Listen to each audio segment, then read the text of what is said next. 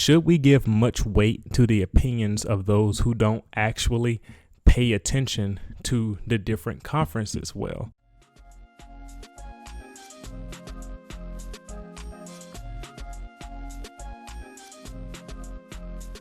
So every once in a while, I get on Twitter and I go through the college football threads and hashtags and accounts that offer some great football conversations, especially during the off season, especially this year, considering where we are with COVID-19 and the impact that may have on the season.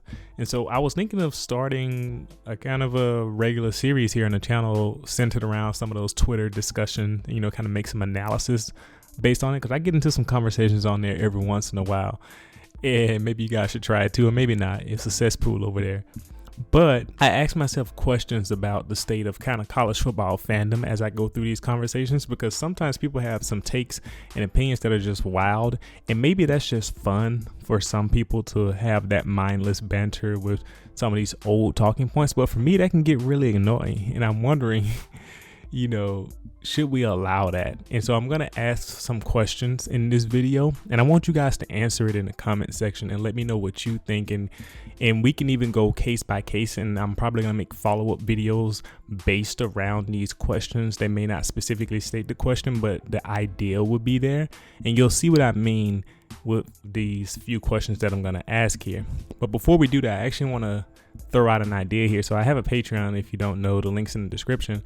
And one of the things I'm considering adding as a perk for that is, depending on what tier you join or whatever that may be, maybe we could watch a college football game together, on Discord, on like a live shared screen or something like that. And we can kind of go through analysis together.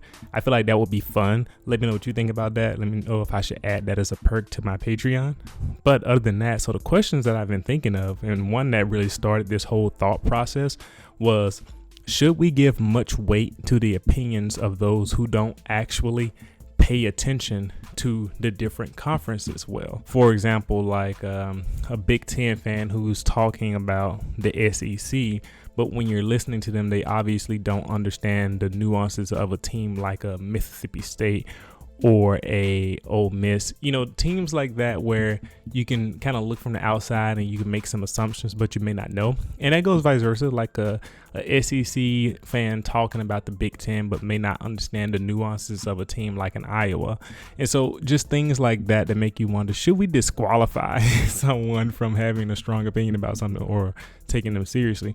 And maybe some just have fun going through that trash talk like that. But for me, like I said, that can be annoying more than anything when you think about it. But maybe we should think about helping people have more critical takes, critical thinking when it comes to college football. Actually watch Mississippi State instead of espousing takes that you heard from someone else. Another question that I've been thinking about is, do winning records from the previous year matter for the upcoming season? For example, just because, a team like, let's use Iowa again, went 8-5, should that matter when it comes to strength of schedule for another team in 2020? You see what I'm saying? Or should the fact that, LSU won a national championship, went 15-0, should that matter coming into the next season? Or how much weight should we give to that? But let's go to another question, because I know that one's going to be contentious. Does beating a team in the previous year mean that you will win currently against that team? Just because you beat that team last year, does that give you the right or really much of anything substantial to say that you're going to do the same thing in this upcoming year? And obviously, some of these questions may seem obvious, or you probably have some strong opinions on them, but it's a reason why I'm asking it. And then the last question is, should wins be the end all be all of playoff credibility? And that came from an Ohio State fan. I saw a tweet that they made on Twitter, and it was like, they didn't ask that question, but that was the underlying question behind what their tweet was stating.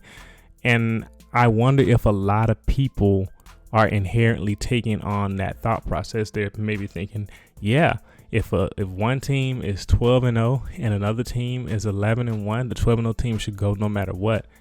And should that be the case?